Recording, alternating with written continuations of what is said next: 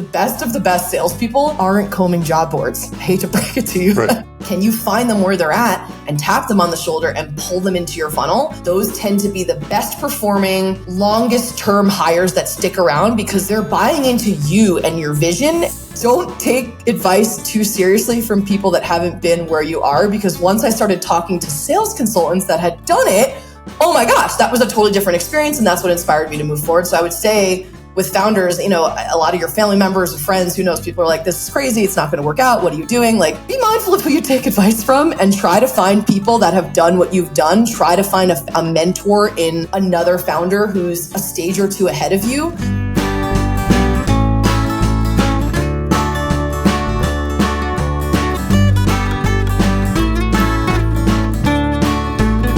Welcome back to another episode of Seed to Sequoia. Super excited to have Janel Gallucci with us. Janel is a sales advisor with Gallucci Ventures, and we've known each other for a while. You have advised and currently advise a lot of startups on their sales. And so what I was excited about talking to you about in this episode are a couple of things. One is real tactical tips, like things that founders can do if they're doing founder-led sales when they're actually doing the sales. So things they can do right now, things they can look for. And one of the themes that comes up a lot that you and I have talked about also is, what does great look like in a role? And I think one of the things that you represent is what great looks like in that sales leadership and sales execution role. And so I wanted just to talk to you about how you do things, both as tactical advice and also as things to look for as a founder when you're looking at salespeople and sales leaders. So maybe we should just start with one of my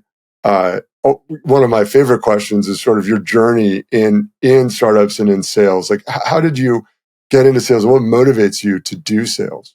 Ooh, yeah, a lot of good questions in there, Alex. I guess let's start with my journey. So I'm Janel. From upstate New Jersey, started my career in New York City, and that's where I really cut my teeth in sales. I started working at a startup. Did the SDR, AE, sales manager, sales director roles. If you've lived in New York City or spent any time there, New York City has this like really intense, energetic hustle. And so I don't know how good I was. I had a lot of success then. And I think it was just probably due to my hustle. I just like out hustled everyone else and got this opportunity thanks to all of that hustle to get promoted and to open up a new office for my startup. And so I had wanted that job for a really long time because you're essentially like a mini CEO. They send you to a new market with the P&L with, 40 grand on an Amex, and they're like, go hire a team, make it profitable. And so got moved across the country to San Francisco. And that was really when things I think started to pick up, because all of a sudden, San Francisco being in the tech and startup space was really different than New York. And so I ran that business for about a year. We were the first office to turn a profit in our first quarter in the history of the company. So that was a really cool accomplishment. And then about a year into that, realized I'm in the epicenter of tech. Like, I want to work in tech. Ended up getting recruited to work over at Hearst. So I led sales teams at Hearst at their iconic, kind of funny, at their San Francisco Chronicle newspaper building. So I was doing like cutting edge tech and software sales, literally where the newspaper was produced. Yeah, it's a cool building. I've had Strava was there for a while. I've had a bunch of meetings in that building. Yeah, it's super cool building, very historic. So that was cool. But I was like, this isn't really like the epicenter of tech. I really want to be in it. And so I had set my eyes on LinkedIn. I was like, I'm going to work at LinkedIn. I'm going to be a sales leader at LinkedIn. And so, that took me about a year, that quest. LinkedIn doesn't often hire. They want everyone to start as ICs. And I was like, I've been leading teams for a decade at this point. Like, I have a lot of value to add as a sales leader. And so ended up getting hired there as a regional sales manager. And that was such a cool opportunity because we were invested in with so much training and knowledge. And that was really where Gallucci Ventures and the idea of being a sales consultant came from, because I had gotten all this knowledge, all this polish, all this refining at these big tech companies. And I found myself a lot of times going back to my old startup friends and being like, man, you won't believe how they figured out performance management, or like, guess how they run discovery, or like, have you ever heard of the term solution mapping? So I started finding this natural just passion of wanting to share what I learned and experienced at these big, well-oiled machines. LinkedIn is known as like one of the top 50 sales orgs in the world, and like bringing that to startups because, it's not always apples to apples, but a lot of those lessons apply. And so in 2020, set out on my own. I thought I was making up this job. I'm glad I met people like you because it's not just me. I didn't make this job up. It is a thing. And so it's a real thing. Yeah, it's a thing. And I've been doing this for almost 4 years now. I started in 2020. Awesome. So there was so much in there that was really interesting. I think let's go back to the very beginning and the hustle. Yeah. Like what does that look like? A lot of technical founders, like they're engineers or product people, and they don't, they set themselves apart by just being smarter than other people, right? I went to MIT, you didn't, or whatever. I mean, there's different ways to set yourself apart, but talk about the hustle as a junior salesperson. Yeah. So I learned pretty early on, sales is a numbers game. It's literally inputs that lead to outputs. And, I went to school to be an art director. I wanted to be like work at ad agencies and be this creative. I didn't want to be in sales. I ended up like falling into it. And as soon as I realized like, wow, the more inputs I do, the more hours and work and outreach I put in, the more money I make. Like I'm in control of that. Like what? And so that was probably where I caught that sales bug. And so I really just outworked everyone. And a lot of the founders I work with, they're in that same mode. You're not working Monday through Friday from 9 to 5. We would be in the offices till 7, 8 p.m. at night. We would be working on the weekends. I would be I'd get home, have dinner, open up my laptop and start prospecting again. And so it was really just like learning that it was a volume game and just putting everything I had into that volume game, that hustle. That's New York City. And is that what you expect of people that were on your teams when you were a manager? Did you expect that from them? Yeah, that was sort of the culture we had at that startup. That was the way we sold. And as a leader, that was the way you led. And we really practiced a lot of being in it with your team.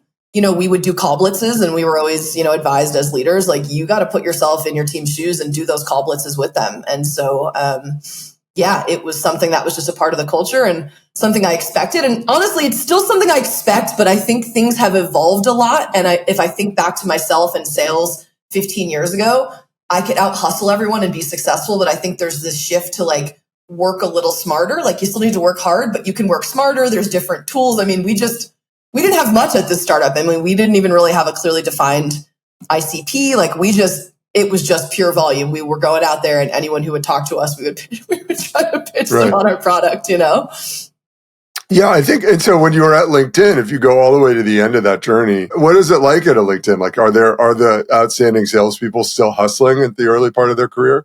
Oh yeah. And I think LinkedIn's really clearly divided.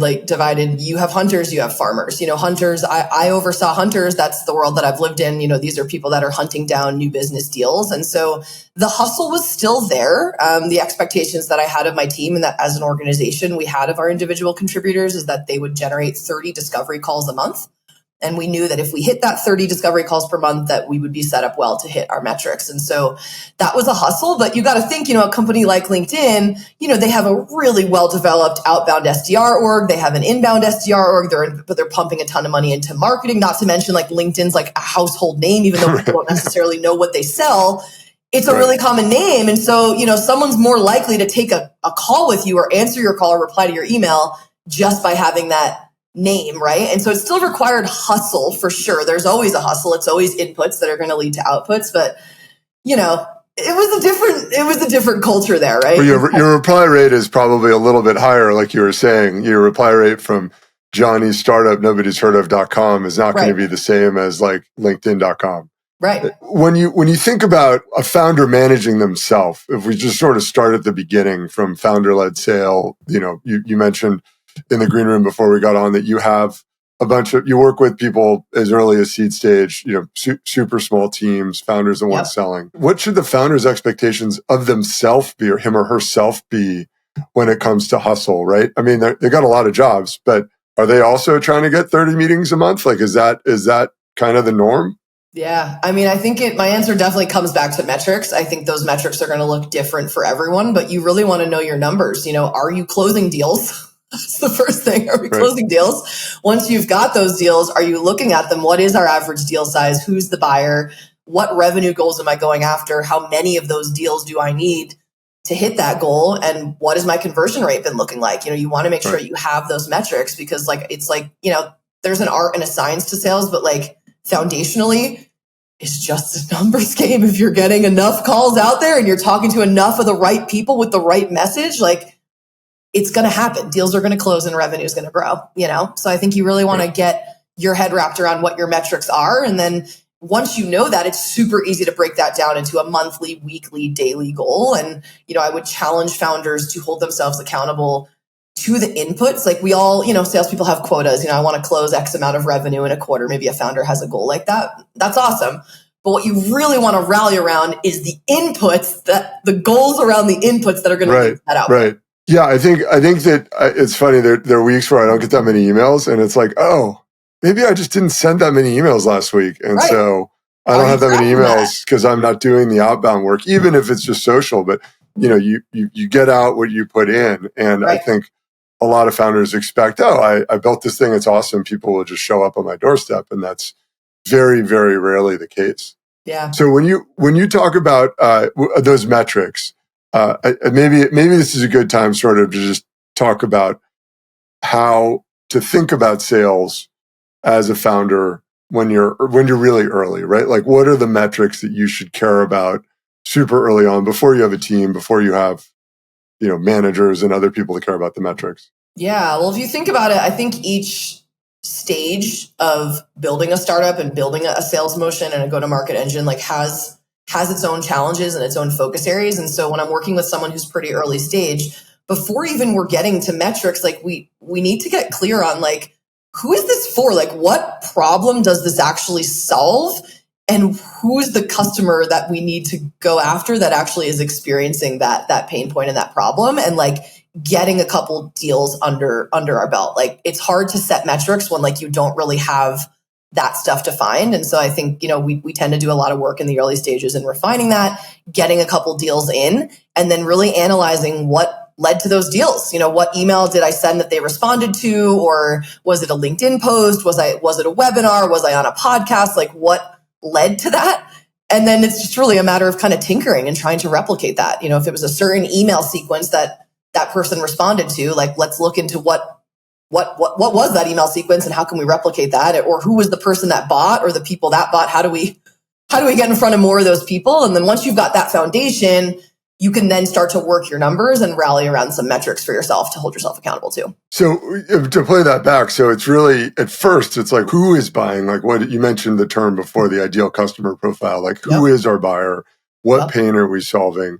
And I love the idea of what thing did we say that got them to buy? Because that's important, right? Even if they should theoretically buy, I don't know, I don't feel like buying today, right? But if you said the thing, can you do that a bunch more times? Are there are there categories of thing you look for? People talk about fear-based sales, or there was a big thing on LinkedIn recently about how nobody buys anything to save time, which I totally agree with, by the way. But what are there things that you're looking for where you're it's probably going to be in this category? In terms of pain points you can solve for? Right. Yeah, it's probably not, here's a 30% discount, right? That's probably not the thing. As much as everybody wants to think that's going to close the deal, that's probably not what closed the deal. Yeah. What I'm looking for when we're defining the problems is, can we get it down to something we can quantify? I get both schools of thought on time. Personally, I think time is still somewhat compelling, but you probably need time plus some other thing you can quantify, because people aren't just going to spend money just to save time. It's what is the saving time getting them as an outcome? What is it? What does that mean? Does it mean they're able to reach their goal faster? Can you quantify that? Can you quantify what happens if they don't reach that goal as fast as they wanted to? So yeah, I'm usually looking for things that you can quantify. And that, that can be a challenge. That can be something we have to discuss. And I think another key thing to keep in mind here that a lot of founders forget is you can ask your customers. You can ask them why they bought. You can offer things like discounts or access to a beta test for free in exchange for them giving you a testimonial or doing a customer interview with you. So don't underestimate that, because there's a lot of value in actually hearing from your customers and asking them how they would quantify it, How do you phrase that? I feel some people don't actually know how to ask that question and get a useful answer out of it. Yeah, I have some email templates I can send, but essentially it usually sounds something like, hey, you've been a customer for X period of time. I see you're utilizing the tool. Would you be open to an interview in exchange for X so that I could learn a little bit more about what value you're getting out of our platform and how we can continue to build the platform or improve the platform with you in mind? There's usually some sort of like, if you give me this time, I'm going to try to better build it around your needs, or, I want to know what's missing in the platform so that I can build for you. Like, what customer doesn't love to be a part of that? I was thinking about back in the day, like when Gong just got started, LinkedIn was one of their first customers, and I was in the beta group. And so Gong did a lot of that. We had a lot of conversations with Gong as managers around what value are we getting? And it's so wild to see how that company has grown since then. Like they've really got smart and talked to their customers and understood like what value we were getting and what features were missing. And like, I haven't been in that tool in about a year and a half or 2 years, and I just hopped back in, and it's wild to see like it has all the things that I want now. It has all those bells and whistles. And so there's something compelling to that. Yeah, it's interesting. I mean, are you listening for so there's the product development, right? Where, like you said, they have the features that you had been clamoring for. Yeah. There's also the I don't know, for want of a better term, sizzle, or like the way you say it makes a difference, right? And so I'm curious if in those conversations, are you looking for how they say what they're trying to do so that you can then throw that in an email? I mean, is that something that's important in those calls? Yeah, I think you're looking for the words that they're using, right? Because that's what your ideal customer profile, that's what's going to resonate with them. You want to understand how they're describing the problem and how they're describing the value that they're getting out of your solution and how they're quantifying it. You want to use their words. Like I can give you an example. I have a client that does influencer marketing tech, and this line really stuck out. We were talking to an ideal customer profile, and she was like, I never want to talk to another influencer again for my brand. I hate talking to influencers. I don't want to do this. That is what I get out of this. I never want to talk to one again. And so like that can then become a thing. Like never have to talk to an influencer again, right? And you're using that in your outreach, in your advertising, in your website. So that's just an example of like how you can take those words and use them to then find more people and resonate with more people that have that problem. Is this, by the way, is this somebody who's selling tech to influencers? It's so this is a client I have that is it's influencer marketing tech platform, and so like brands will pay for this tech. So the brand their customer doesn't want to talk to the influencers. They just want that's the pain point of their customer. I hadn't thought of that before, but as soon as they said that, I was like, oh my gosh! Like every other head of marketing that has to manage influencer marketing for their brand feels the same way. It's annoying. Probably. That's so important, right? That like you go in with your preconceived notions of why they buy, but until you talk to the customers and hear them put it in their own words, right, you're never really sure. Something you said a while back fits that also about coming up with quantified numbers. Like you like finding numbers. Do you prefer it when the prospect comes up with their own number, or when you tell them the number of like savings or profit or whatever? I think it's both. And it depends on your buyer. I think some buyers are better than others. Some buyers have already kind of thought through how they're going to quantify the investment, and you can kind of let them take the lead and learn from that. Other buyers, especially if you're in a new category, they may not know how to even go about quantifying it. And so you're going to want a path. Like, for example, at LinkedIn, right? We sold to HR. A lot of HR folks, they don't have the purse strings to their own budget. They don't know how to quantify things. And so we knew that if we could, there's a case to be made about time to hire. And we had a solution that shortens your time to hire, right? And so we would bring that up, right? We would say, hey, well, how long is it taking you to hire? Oh, well, it's taking on average 5 months. That's long. What would you want it to be? 2 months. Well, what's that worth? Let's look at these roles. What is it worth to reduce that vacancy and get it filled 3 months sooner?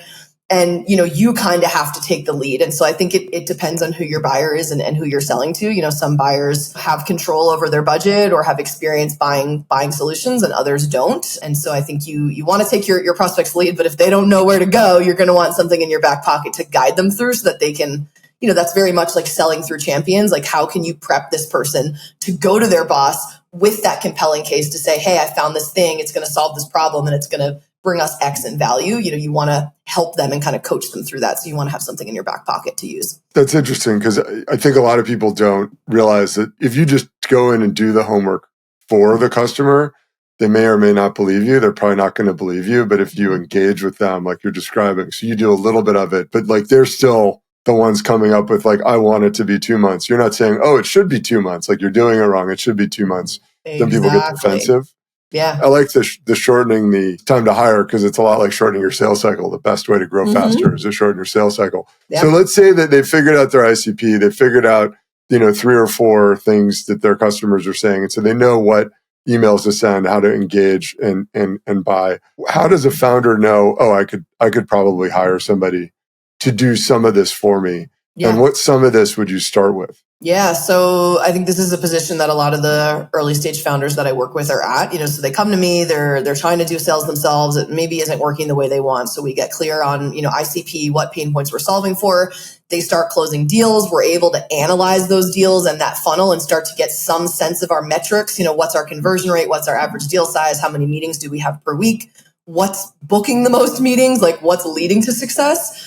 Then it's typically time to start thinking about what your sales team is going to look like. And so that's a super fun stage. I think a lot of founders get kind of stuck or hung up or overwhelmed here. Like, what should my first hire be? Should I hire someone super senior? Should I hire someone junior? Should I hire 3 of them or 1 of them? Like, what should that look like? And so, I think that answer will differ slightly based on your business and your industry and where you're at. But that typically is then that next challenge is like, how can I replicate what I've been doing as a founder? And that's that first stage of scaling, right? You figure it out as a founder and then you bring folks in, and ideally you're bringing people in that are very skilled in sales and are able to do it, take what you did and improve upon it and iterate on it and continue to scale. And when you do that, so let's talk about the first one. Are you starting with a manager level person? Are you starting with a SDR? Like, where do you start with an agency that just sends emails for you? Like, what do you think is usually the best, or is there a usual? Is it very specific to the company situation? Yeah, I've got some strong feelings on this one. I think a lot of the founders that I talk to or that I see, their inclination is to go big. They want to hire a VP of sales, a CRO, a director of sales. And so they go and find someone with this like sexy title that has this like super high OTE that they're going to demand, this super high salary they're going to need. And then they bring that person in and they find that person can't sell or isn't selling for them, right? So I think that's the most important thing is like you as a founder have cracked the code. You've figured it out at a basic level. You now need people to come in and take that and like do it. And so I'm very much the preacher of like that kind of bottoms up approach. And so it's usually either like I have a founder who he has an insanely high conversion rate, but really struggles to book meetings. And so for him, it's like, let's bring in 2 SDRs. Let's have someone churning out those meetings for you so that you can close those deals versus others are like, I figured this out. We've closed deals. I really now have to focus on raising our next round of funding or something. I have to go on and work on product development or something else. Like we're probably going to want more of a full cycle seller. So that's usually going to be someone like an account executive that, is full stack and can do the SDR and AE job. And so I'm a big believer in bringing in some sellers. I think as a founder led team with the teams that I've supported, you can typically handle about a team of 3 to 4 sellers before it gets to the point where you're like, all right, I need a full-time frontline manager to, handle the one-on-ones, help me set the quotas, do the performance management, all of that stuff. So I think what I challenge founders to think about is like, you want someone to come in and kind of replicate what you did and who does it better than you. And so even if you want to call them a VP of sales, you want to call them a CRO, recognize that like they are coming in at the ground level to be your first sales hire and their job is to sell. Their job is to close deals. And if they're not closing deals, they're probably not going to be the right fit for you. So I want to know how long you'd give them. But before we do that, you mentioned OTE and having a high OTE being bad. Just in case people don't know what OTE means, can you explain that? Yeah, let's talk about that. That's one of the things I cover in my programs because a lot of founders don't know this. So OTE stands for on target earnings and is the way that salespeople and people hiring salespeople advertise what your earning potential is in the role. And so OTE, there's different schools of thought on it. For example, some of the companies I've worked at had a 50-50 split. So let's say, as an account executive, the OTE is $200,000. That will mean that if it's a 50-50 split, $100,000 of that is being paid out as a salary. And the other $100,000 is being earned by achieving their quota. And then, of course, if they exceed their quota, they can make more than that. If they're not making their quota, then they're going to earn less than that. And so it's that combination of base salary plus whatever they're going to earn if they hit 100% of their quota. And some founders kind of skip this. They just advertise the salary and they're like, you're going to earn way more than this with commission. I'd recommend not doing that, because if you're trying to hire someone good, like anyone in sales that has any level of experience, like they're looking at what the OTE is going to be. They're looking at, are those quotas realistic? Like they want to understand what their earning potential is if they come in and do the job that they were hired to do. So that's what OTE is, on target earnings. Would they expect a guarantee when they get started, or is that something that you wouldn't do as a founder? I've seen it go both ways. I mean, typically once the founder has cracked the code, we've gotten some revenue, we've gotten some metrics, we know what metrics we need to do, we will take a stab at setting a quota. And historically, we've been pretty spot on. Like, you want to make sure that it's something that's realistic. I think that's another mistake founders make. You know, if you're going to advertise OTE, but then you're setting quotas based on like, you know, the person that's like, this is the goal I want to reach this year, so that's what I'm going to make the quota. Like, quotas actually have to be something realistic. Otherwise, like your sales team's just going to churn, right? It's got to be realistic. And so once you've sold yourself and you know what your metrics are, you start to know what's realistic. Like, if I book 30 discovery calls in a month, I should close 3 deals per month, and my average deal size is about 20K, so I should have about 60K in revenue per month, right? So once you have that, you should have enough to be able to set a quota and set expectations. And then little trick to keep in your back pocket. I mean, we don't advertise this openly to like sales hires, but you always have the opportunity to do what I call quota relief. So like, we make all these assumptions, we do the data, and let's say we feel like we totally messed something up, we set someone up for failure. You can always go back and offer some quota relief, aka slightly lowering that quota to get them more income if you feel like they did all the things you asked and then, you know, your product team dropped the ball or something. You always have the chance to kind of go back and fix it. But I think it's really key in those early days, as best you can, to establish that quota and establish the metrics that back out to hit that quota, so your team knows what they need to focus on. Yeah, I think it's important, because it fits a bigger theme that I talk about a lot, which is small companies or new companies think that they can kind of just be like, oh, we're a new company, we're figuring it out. But the good people expect the structure from a well-organized company. And if you don't present that structure, you're not going to get the good people. Right. You'll get, you know, and so being able to talk in their language, they're a customer just like your ICP, right, about OTE and have it well thought out is super important. Yeah. I assume you're not recommending that people do quota relief very often, right? That's like no. Oh, we screwed it up just this once. But I think that's a fear. Founders like, well, what if I have this wrong? Like, what if this data is wrong? What if, who knows? There's a lot of things that change in startups. And so I just say that because just know that you can keep that in your back pocket, so that like, if you feel like you really messed up in setting something that was completely unattainable, you can always go back and do a slight adjustment on it if you need. So, that just helps founders like know, like, you could also change that quota quarterly based on performance. And so like once you set a quota, it doesn't mean you're locked in forever, right, and that has to be it. You just got to find a number that's going to be realistic and reasonable, get your team hitting that, and then you can start to optimize it and increase it over time, And do you like quotas? So a lot of founders think about commission versus a quota. How do you explain the difference, and do you recommend one over the other? Yeah. So essentially how I look at it is, you have a quota, there's a comp plan that goes with that quota. And so as that sales rep is getting closer to hitting that quota or hits that quota, that's what they're earning their commission on.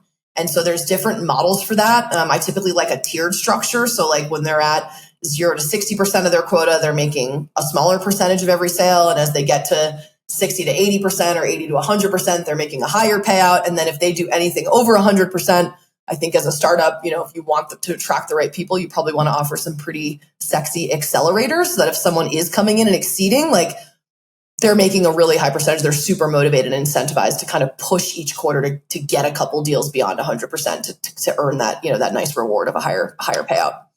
And are there alternatives? Like I've heard, for example, like a linear where it's just you get X no matter what, X percent or $1,000 per deal, whatever it is, no matter what. Yeah. I'm curious what alternatives are there and why you prefer that way.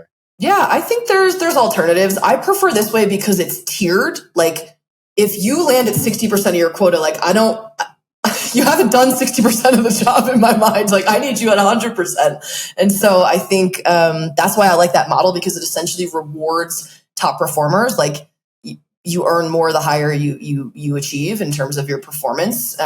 You can definitely do it in a linear way. I've seen people just offer a flat percentage of sales. I've also seen folks do it based on inputs, which is an interesting model. I don't always recommend it. Yeah, that seems risky to me. That seems risky, beware. but I've seen them do that for new hires as a part of their ramp quota. If you're still kind of trying to work things out as a company, they'll kind of build a ramp quota. Like, all right, your job is to come in and book 20 discovery calls in a month that are qualified, that meet XYZ criteria. And, for a ramp period of 2 or 3 months, they'll pay them out on that instead. And so there's a lot of different models out there. I'm a fan of the tiered one. I'm a fan of offering accelerators. I'm a fan of setting a quota and advertising it as an OTE, because that's how I think you're going to attract likely the salespeople that you want. But there's really a lot of different ways to pay salespeople. Well, how do you know when you come into a company that's a little later stage? How do you know if something's broken with that comp plan?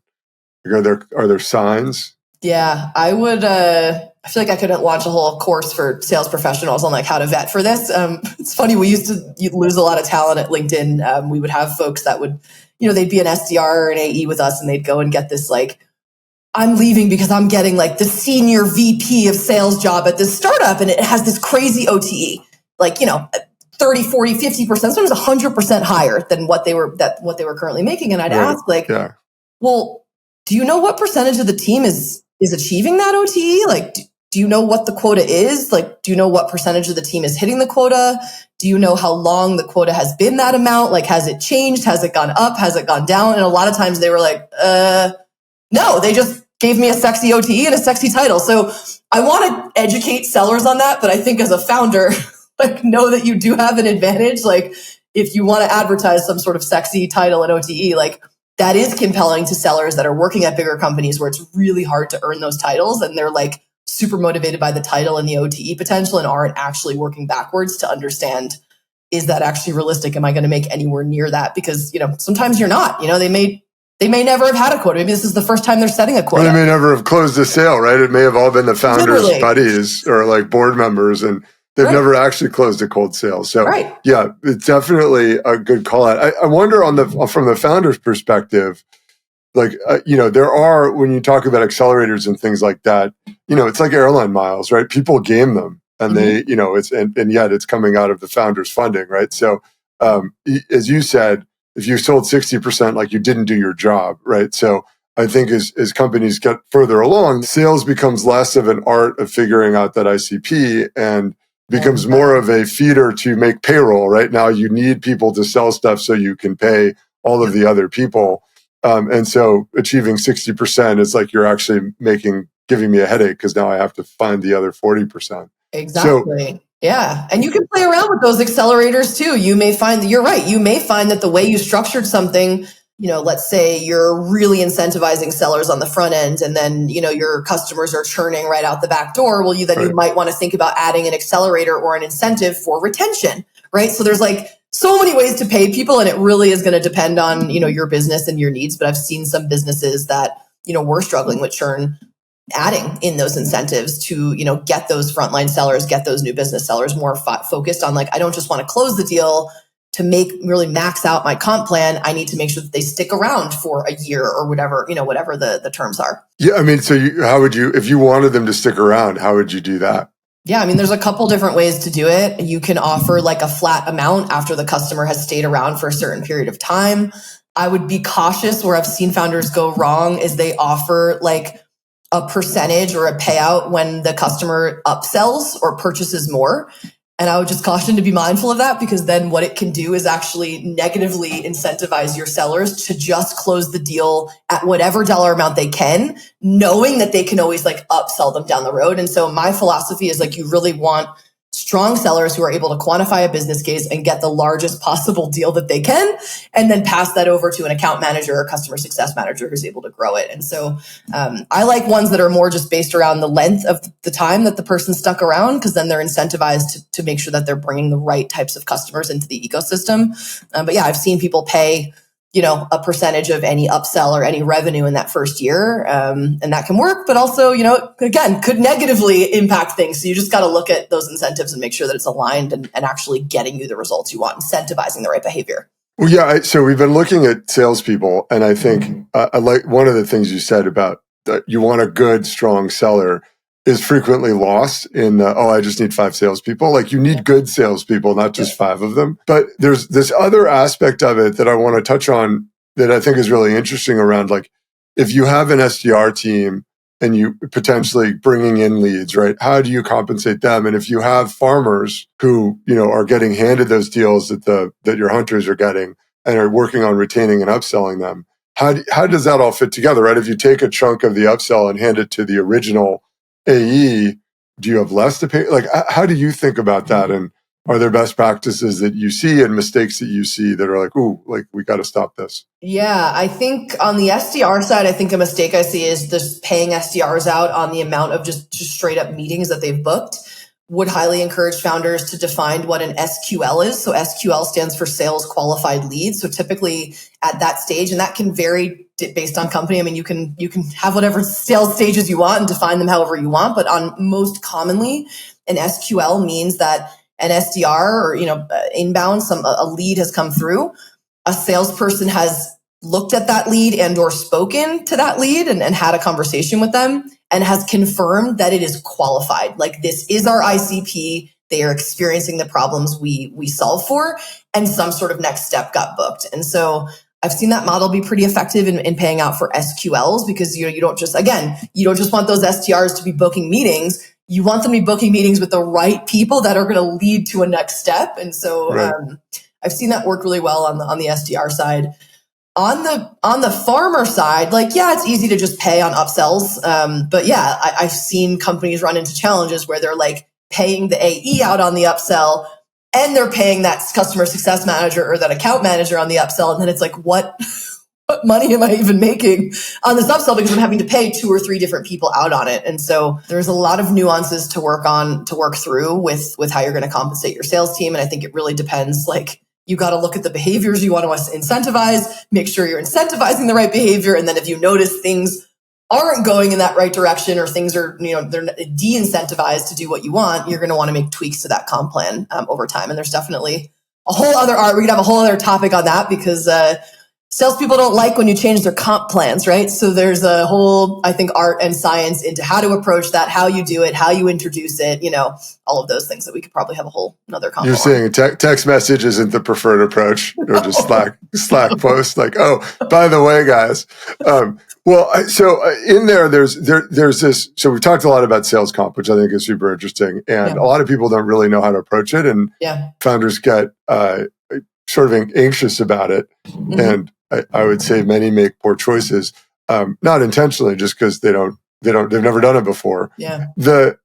Let's talk about when things are going wrong. Right? We talked a little bit about things going wrong with comp, but let's talk about things going wrong with salespeople. So I'm a founder. I've got a head of sales, right? He was a hungry guy. I hired him from LinkedIn. It was great, right? He's been here for 6 months. He hasn't hit his quota yet, right? And I know our sales cycle is a couple months. Like, what would you tell me if you were my sales coach or sales advisor? I would ask what metrics you're evaluating them on.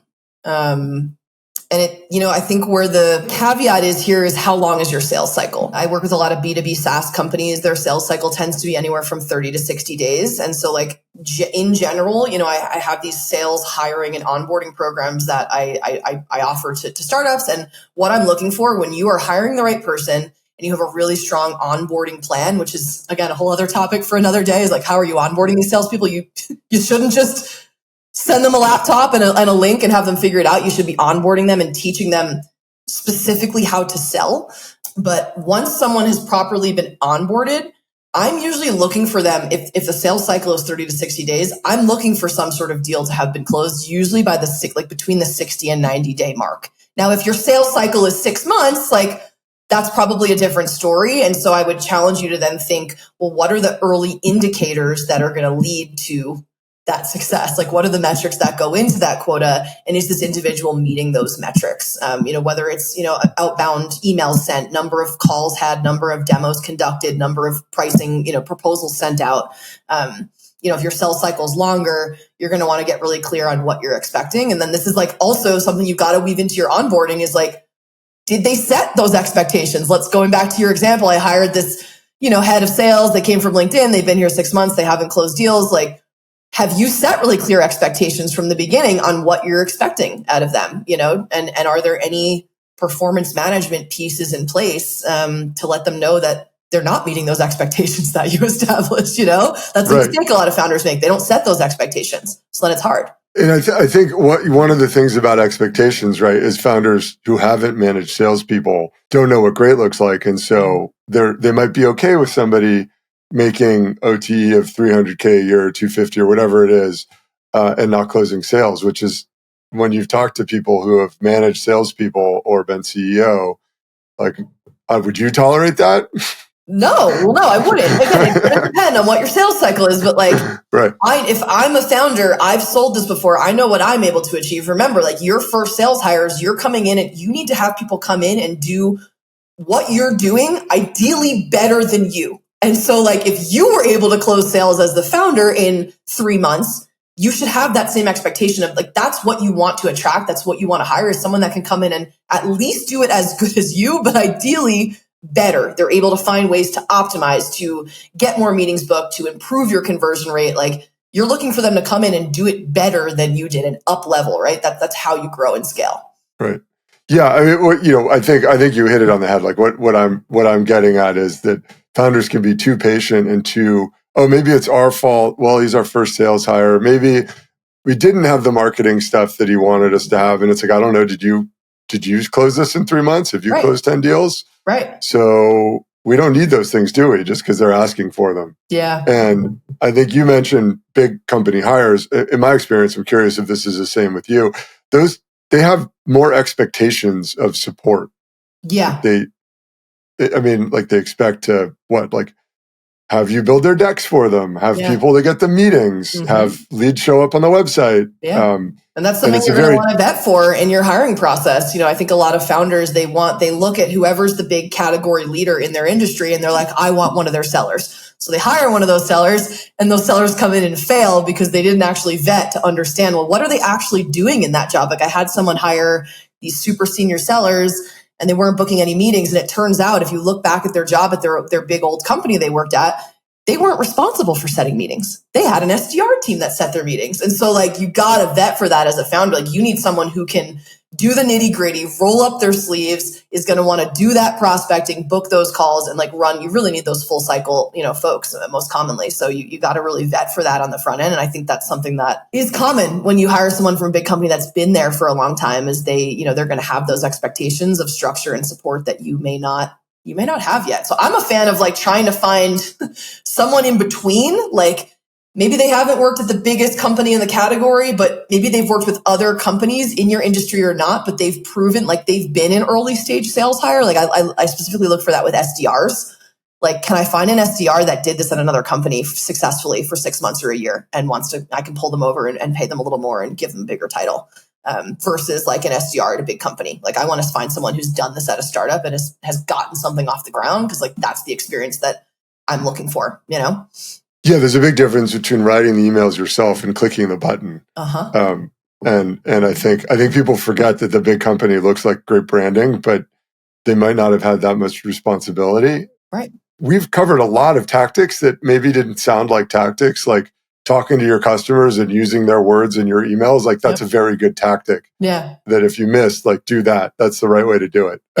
Yeah. What are there other tactical things that people get wrong frequently? There might be little things, but add up early on, whether you're a founder or whether you're sort of early sales at a tech company. Yeah. Well, I guess something that immediately comes to mind is just going back to sales hiring, because you kind of make or break your company in your hiring. But where I see a lot of founders go wrong is, they will hire fast and fire slow, as we've already talked about. And so I think it's just important to, all right, what's the easiest way to say this? Hire in sets of 2. We even did this at big companies. You always want to hire in sets of 2, because let's say you find this awesome person, this SDR or this AE, they come in. You've never hired someone before for sales in your company. You've never had someone else other than you sell. And so it can be hard. And I think that's why people end up having that patience. So let's say you just hired this one person and 6-7 months in, they haven't closed a deal. Backtrack. Let's say you hired that person and someone else at the same time. 3 months in, the one hire closes deals and the other one 6-7 months in still hasn't closed deals. All of a sudden you're seeing that hire very differently, because you have someone to compare them to. And so I think that's really key for you as a founder. And then also just think about the dynamic between your sellers. Like, you want to have a little bit of that competitive energy, right? That friendly competition. And when it's just one person, it can be hard. And so I know, like, yeah, it's expensive to hire two people at once, but I think you can have much more well-defined like performance management, and you can move the wrong fits out more quickly if you have that comparison. And like every time, I swear, this is just like, I don't know why this keeps happening, but we'll make two hires. I help work with a lot of founders to hire. We'll make these two hires. And one of the hires, we're like, this person is awesome. They're going to crush it. They're exactly what we want. They're perfect. And then the other hire is like, I've challenged them to make two hires at once. So they're like, this other person, like, they're okay. Like, we're going to take a chance on them. I swear it is always that person that outperforms what we thought. And so like the person we thought was going to be awesome does okay. And this person we took a chance on that maybe wasn't fitting in the perfect box of what we wanted ends up outperforming. And so like that's the classic example of. Is there a reason? Like, why is there a pattern to why that person outperforms? Like, are they? I think it's a matter of like, kind of like your ICP, your ideal customer profile. There's also like your ideal candidate profile. And so I think a lot of the differentiators I see is a lot of founders are like, I need someone that knows our industry, that's sold in our industry. This is like the most common example I've seen. Mm-hmm. And so we find the person that's sold in the industry, that's had the perfect job at the perfect company that they love. And then we hire someone else who like, we got good vibes or good referrals from, they have good skills, but maybe didn't sell in that industry. I think that's like a misconception is that founders and people in general think, well, if you haven't sold this type of solution, like you're not going to be good at it. But like good sellers, those skills should translate. And so listen, there's pros and cons. I get why you want someone who's sold in your industry, but that tends to be the wild card that we see that outperforms is, they just ended up having better sales skills. Well, and it's interesting to hear you say that over enough observations to have it be meaningful. To me, it just limits the pool of people you can hire from, right? If you're like one company I worked with was an EV network, EV charging network, right? And there's 10 of those or maybe 20, right? They're not very many. And so if you're like, oh, I want a head of sales who has done this job before, great. There's maybe a dozen people you can choose from. And a bunch of those were mismanaged, crappy startups that did terribly. And some of them are bankrupt. So like, you really want to hire that guy? Like, I mean, okay. But I think that you end up, it doesn't matter how big your industry is, it's smaller than every industry. And so you really limit your available candidate pool, like just at the start. So now you're, and then it's like, who's available, who wants to make a move, right? You mentioned sort of some people wanted to make a move for a bigger title. Sometimes that can be a real negative signal. Like, sometimes it can be a great thing to offer, but if they're really moving for a better title, it's like, like you can only like at the end of the day, all hiring is a risk. You're trying to minimize that risk as much as you can by vetting, but at the end of the day, it's always a risk. And so like when you have two instead of one, I feel like it lowers that risk and it increases the odds that you're going to get meaningful insight into what your ideal candidate profile is, right? Because you're going to see, wow, the people that have industry experience actually don't perform as well as the people that don't have industry experience, but have more sales experience. Or maybe they didn't work in the industry, but they have built a sales team from the ground up somewhere else. And so like, that's really, really valuable because, we talk about the challenges at each stage. Well, guess what? Once you master this stage, you got to scale to the next stage. And so you're going to have to get an even bigger sales team as your company grows. And so like, you really want to have that ideal candidate profile refined. And so hiring in pairs of twos is a great tactic to do that, just to kind of fast track those learnings. What do you think about headhunters to help with that hiring? Okay, strong feelings on this. Okay, listen, headhunters can be great. If there's headhunters listening to this, I appreciate you, I admire you. And what I most admire, Alex, about headhunters is they're salespeople and they have hustle. But as a founder, remember that they're salespeople that have hustle, right? And so like, they are trying to sell you these candidates. And so when I was, building this startup out in San Francisco, I was really busy as a founder, didn't think I had time to make my own hires. And so I worked with a headhunter. I worked with two headhunters in San Francisco. And then also I had my job posting out on job boards. What I noticed is the headhunter got me a lot of candidates and I hired a lot of those candidates. But for some reason, those candidates, I would always end up firing them or they would quit, right after the point in which I had to pay the headhunter. And there's different agreements out there, but the headhunter that I had, if they stayed in role for 3 months, that was when I had to pay the full balance. And so I I felt like they were able to bring me talent, but it wasn't necessarily the right talent that had bought into like me and my vision as the founder. And so they ended up churning or not working out. And I ended up paying a lot of money for that. And so, working at LinkedIn, my team sold LinkedIn Talent Solutions. And so obviously I spent 5 years in HR, talking to HR people, talking to hiring managers. And if you look at all the best companies out there, even if they're using headhunters, like their primary strategy is recruiting talent on their own. It's going out, it's figuring out who that ideal candidate profile is, getting in front of them, tapping them on the shoulder and saying, hey, like Alex, I noticed you do X, Y, and Z. Like, I'm really impressed by what I see and we have this opportunity. Would you be interested in talking? And like pulling those candidates into your funnel instead of relying on a headhunter or, like what I was doing, which was posting on job boards. Like, no wonder why nothing was happening. Like, you can't, it's kind of like you build your product, you expect people to just buy it. Like, no, you can't just like post a job and expect that the best of the best salespeople aren't combing job boards. I hate to break it to you. Right. Can you find them where they're at and tap them on the shoulder and pull them into your funnel? Those, in my experience, both my personal experience and an experience working with founders, those tend to be the best performing, longest term hires that stick around because like they're buying into you and your vision instead of like being sold by a recruiter who's trying to, like, the recruiters rightfully, again, love it. They're salespeople. They're trying to close their deals. They want those candidates hired, and let's say like the other thing to think about with headhunters is, so let's say I'm a headhunter.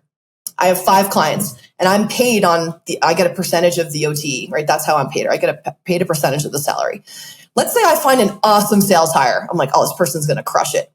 Out of the 5 clients I have, who do you think I'm going to try to get that candidate hired at? Like, obviously the one that's going to pay me the most because I'm probably going to get the biggest payout or my company is going to get the biggest payout. So just know, like, I think there's a time and a place for headhunters. They can be fine, but just understand that like they are salespeople. They're trying to hit their number. They're trying to close the deal. And, I had negotiated. I was so proud of myself, Alex, because I like really drove this hard bargain. I negotiated this super low rate.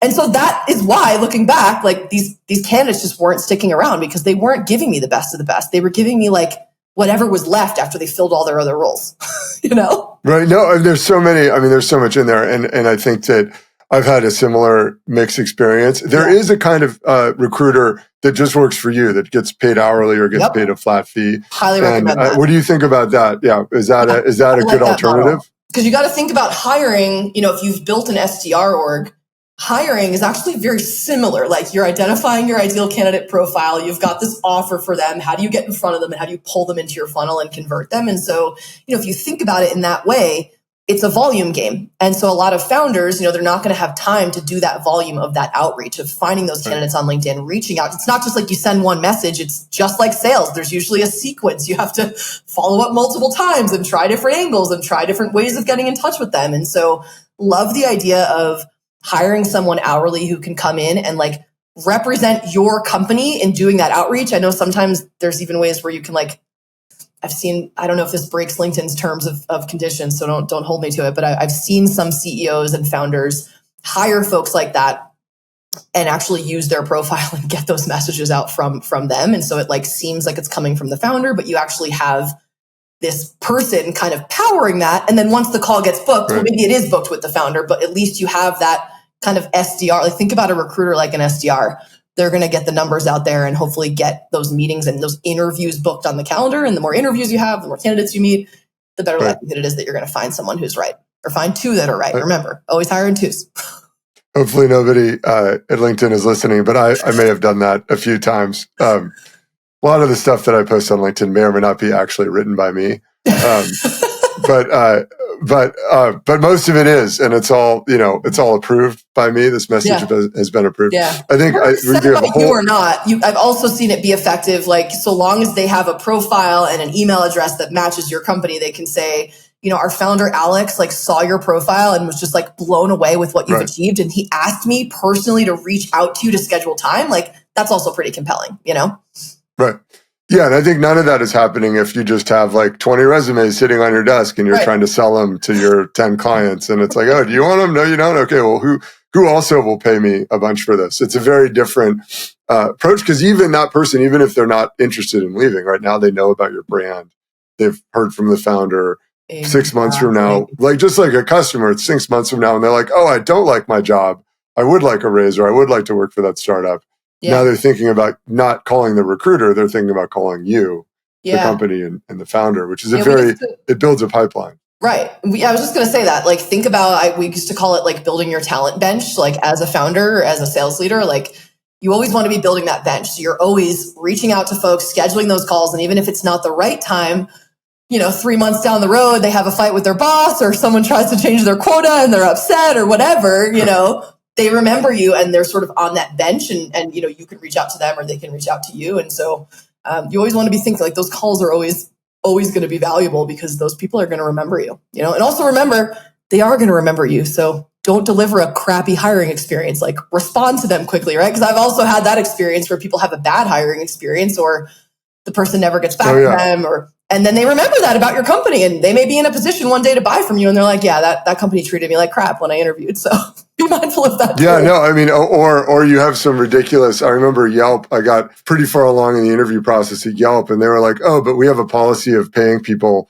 much less than they're making at their current company. And I was like, well, explain this to me. I'm a director at a public company. Right. I'd be a director at your public company. Why would I take a 30% pay cut? Like, never mind. Like I'm good. And I left and a year later they were hiring for another role and they're like, hey, do you want to interview? I was like, yeah, I'm good. Like I did that once. Like I don't think you guys and I think the same about how salespeople want to be compensated. So I'm good. And think about, I don't know how long ago that was, but you remember that. I have one too. I won't share the company, but they reached out to me. The founder was so impressed by my profile, wanted to have a conversation. I booked the call with the founder.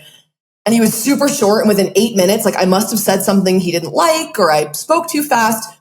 He just super abruptly ended the call. And then no one ever followed up. I kept following up, never heard back. It was so rude. It would have taken 2 seconds to be like, I don't think you're the right fit, or, we're going to go another direction. But like, I've remembered that. Like, I remember that company. I remember that person. Well, yeah, I'll name Yelp because they can take it. But I mean, I had other friends who I talk about and they're like, oh yeah, my wife's an accountant. She interviewed there. They made her an offer that was 30% less than what she was making. And she was like, why would I do that? I'm an accountant. I know what money's worth. Like, no, thanks. I'll just keep my job. Like, why? But I think from a hiring standpoint, you go back to that OTE, everything, it's the opposite of what you were talking about, right? Like if you're offering people this ridiculous OTE and a title bump, right? Like if you offer them less than they're paid by the big company, like, that's also going to cause problems in your hiring process because salespeople, like they're very money motivated and it's like, wait a minute, I'm going to make less money. Like, why would anybody do that? Exactly. I think that's an advantage that startups have, is that's one, no one knows your company. You don't have that brand equity yet, but if you're offering a slightly sexier title or slightly higher OTE, just know that that's going to be compelling. I think sellers need to vet properly, but just know as a founder, you have an advantage because that's what a lot of junior sellers that have, been at the ground level of these startups and built things like that. That's what they're looking for, Yeah. So this has been an amazing conversation. I have so many other questions, but I think we should wrap it up just in the interest of time and maybe having something left to talk about in a second episode later. But is there anything we didn't cover today that you really wanted to talk about that we just didn't get to?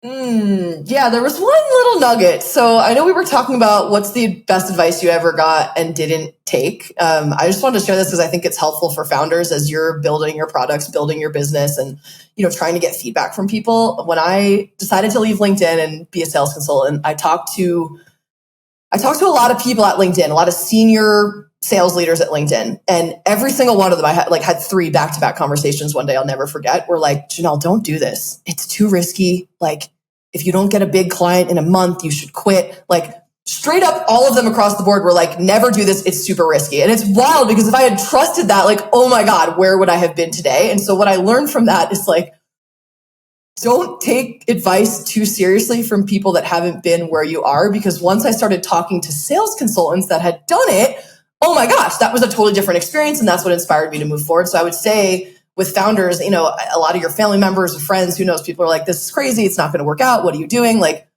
be mindful of who you take advice from and try to find people that have done what you've done. Try to find a mentor in another founder who's a stage or 2 ahead of you and can assure you that you're on the right path, can give you that meaningful advice. Like, just be careful who you take advice from, because if someone hasn't been in your shoes, they're probably going to think what you're doing is risky or, not working out. So be mindful who you take advice from. Yes, absolutely. Well, so I have a couple of questions. You nailed one of them, which is the best advice you ever got and didn't take. The other one is, what are the 3 best practices that you wish every founder would do? Doesn't have to be on sale, can be, but doesn't have to be on sales and go to market. Let me think on that. I mean, there's one thing that comes to mind. I mean, it was under like, what do you wish founders would ask for? And I think, I've seen a lot of success. So founders, if you're founder-led sales, you're selling yourself. And also you're doing the sales role yourself. And if you're trying to raise funding, know that that's also sales too. And so I think what I wish founders would ask for, and I think a best practice is to make sure you're investing in some sales coaching for yourself. A lot of founders come to me and they're like, my team needs coaching. We need coaching. You can actually benefit a lot from coaching as well. And so I've done, I have some of my clients that hire me to do one-on-one, sales coaching with them too. So we'll review their calls, we'll review their pitches. And it's wild to see the difference. Some of the things I've heard is wow, this really helped me pitch to VCs with more confidence, or it helped me more effectively close that round of funding because all of a sudden I had this newfound confidence of, how to set an upfront social contract, or, what solution mapping is, or how to handle objections, right? All of those things are super relevant as you're selling as a founder, and also are really relevant when you're trying to raise funding. And so I think that's a really good best practice to just keep in mind is don't forget to invest in yourself and in your own sales skills, because, if you're a founder leading a team, those are going to be really valuable skills. So that's what comes to mind for that one. I can't. It's come up twice. I can't let it go. Tell people what solution mapping is, so we don't leave them Googling it I throw afterwards. this out. Okay, so solution mapping. So there's 2 terms I like to use. So on a discovery call, I call it vision matching. And so discovery call, you're trying to figure out what those person's pain points are, and vision matching is the art of, without having a slide or a demo yet, is the art of, wow, that's actually exactly what we do. Or we talked to someone else that had that problem and we were able to solve it because, this is one of the things we provide. And so it's essentially learning what those person's pain points are and kind of leaving those little nuggets of how you can help to get them excited to book a next step. Once they book that next step and you're on a demo usually has some sort of combination of slides and a screen share where you're showing your product. Solution mapping is the antidote of feature dumping. And we can have, again, a whole other topic on this. Founders love to feature dump, and feature dump is just talking at length about all the cool features that your product has without making it relevant to your prospect. Your prospect, remember, doesn't care about all the cool, sexy features they have. They're caring about solving their problems. And so solution mapping is essentially the art of, I use this format, feature, benefit, you told me. So this feature of our platform is X. The benefit that it has is Y. You told me that was a problem for you. And this right here, this is exactly how we're going to solve that. What do you think? How could you envision yourself using this? And so it's the opposite of feature dumping. It's essentially making a really tailored demo. It's the difference of, if you're just going to feature dump, you might as well just have your marketing team record a demo and just blast it out to everyone, right? Which is not always a bad idea, by the way. But not always a bad idea. Yeah. But when you have someone booked on a call, you got to use solution mapping super consistently. Anytime, you got to catch yourself. Anytime you mention a feature, pull it all the way through to what the benefit is of that feature and why it specifically matters to that person by using their own words. You told me that this was a problem. You told me that if we could shorten your time to hire by 3 months, it's going to make $500,000 in revenue for the company over the year. And so this is how we can get you that $500,000, right? So it's connecting those dots. That is awesome. Any other advice? I feel like solution mapping is that we'll count that towards the 3 pieces of advice. I like that. Yeah, no, I think that's all I got. That's all I got for now. This was amazing. Well, so where can people find you? Okay, so a couple places. You can find me online at LinkedIn. I post a lot of content and useful tips for founders there. You can find me online. It's GallucciVentures.com. And then you can also find me. I do have a signature program for founders called Founder-Led Sales School. And so if you want to spend more intimate, closer time together, learning and growing together, you can always find me inside of that program. That's where I'm at. Cool. And is that on the website or is that on a learning platform of some kind? What you'll want to do is book a call through the website and then we can talk about the program. It's a 10-week program where essentially you're learning the lay of the land as a founder leading sales of, a lot of the things we talked about today, hiring, firing, performance management, quota setting, basic sales skills like discovery, vision matching, solution mapping. That's essentially kind of my my baseline program to kind of cover all those bases with early stage founders. And, some founders take that and run with it. Others take it and like want to do more in-depth work together. Like, they want me to help them hire, help them onboard, that kind of stuff. But that's usually where it starts, where people start their work with me. Yeah, because 1 hour was clearly not enough. So 10 weeks seems like you might get to all the things. Well, Janel, this was great. This was one of my favorite episodes. I feel like there's so much in here for founders.